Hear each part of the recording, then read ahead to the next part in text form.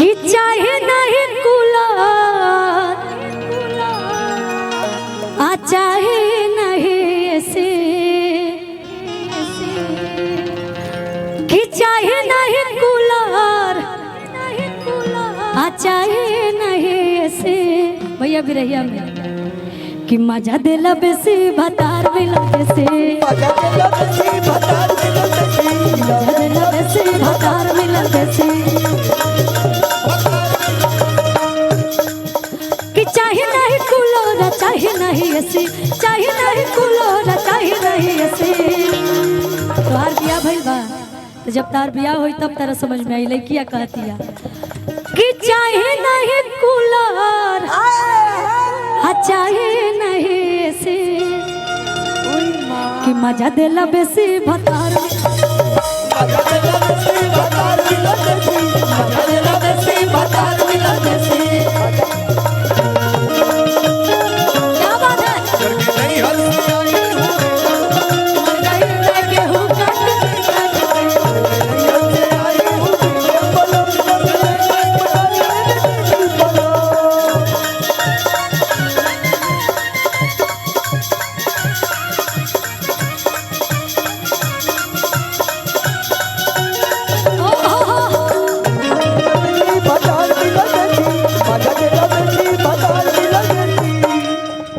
नहीं का कहती है का कहती है प्यार तारो ही दूरे तो हमके बोलावे सखी रे आए आए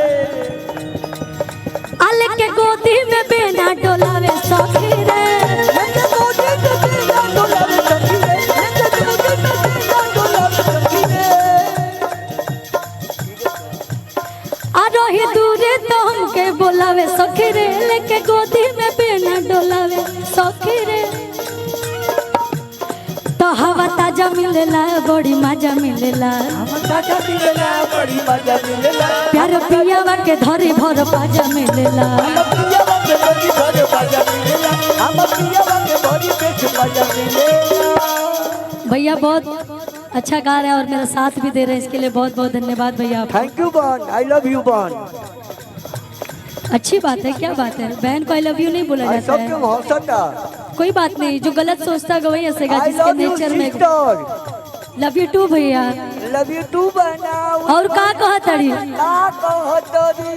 आरे दिलों में के कुट में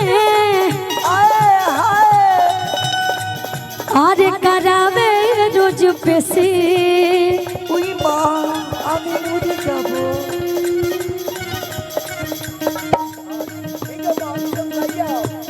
आपका भाई कितना है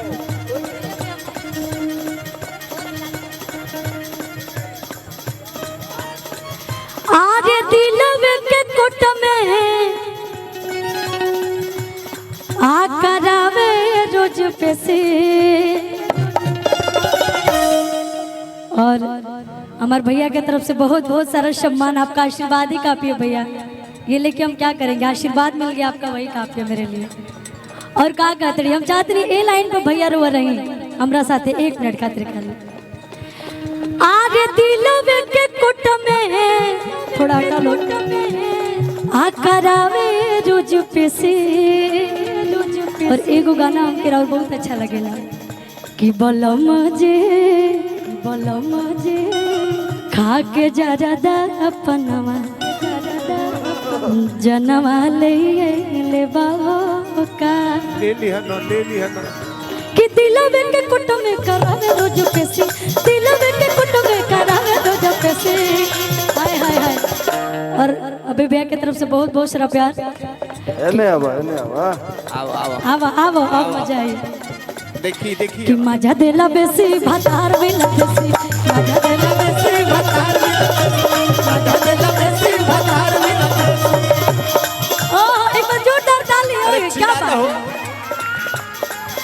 कि दिलों में के कुट में करावे रोज पेशी दिलों में के कुट में करावे रोज पेशी।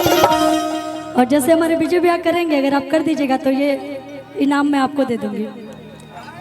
चैलेंज करती हूँ आपको थोड़ा आप लोग पीछे हो जाइए जितना अच्छा भैया गाते उतना अच्छा डांस भी करते हैं। अगर कह दिया चैलेंज तू जीत जाए बुताई तहार कि मजा देला बेसी भतार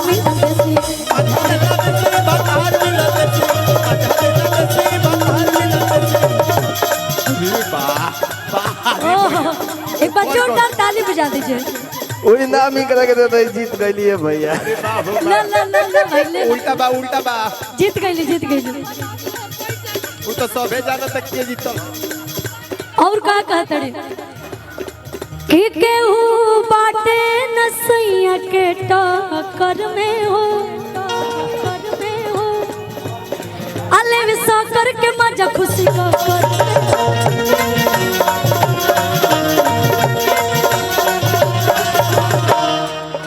कि जब रोशन विश्वास हमरा पास रहेला आ हमर मन को बहु उदास रहेला। ए बिट्टू भैया इधर आइए। ए लाइन पर वो ठुमका लगी पड़ी। हाँ बिल्कुल, क्यों नहीं भैया, आज तक सब आप लोग आपको लिखते जानते हैं। मैं जाती थोड़ा सा आप डांस भी करें कि पिया प्रियंसु आ देवेला लभले से कि पिया प्रियंसु देवेला लभले से कि मजा देला बेसी भतार में।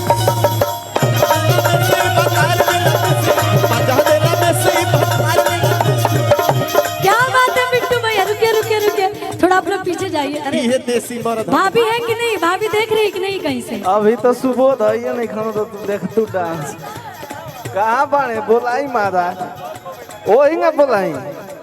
अच्छा कोई बात ना कि पिया प्रियंसु देवेला लभले से, पिया प्रियंसु देवेला लभले से। खत्म करे के बाद कि मजा देला बेसी भतार में